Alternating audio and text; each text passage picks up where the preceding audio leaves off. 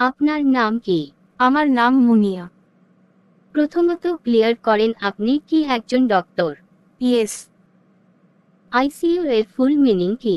ICU ফুল মিনিংটা হচ্ছে ICU হচ্ছে আপনার রোগীর পেটের মধ্যে তাকে আইসিইউ হচ্ছে যে অক্সিজেনের জন্য ওই পেশেন্টারা বাচ্চা থাকে ওই অক্সিজেনের মাধ্যমে যেমন সে সুইসাইড করলো দেন হচ্ছে তার লাইফে আইসিইউ তারপর হচ্ছে লাইফ সাপোর্ট এগুলা হচ্ছে তার জন্য বেগ প্রয়োজন হে।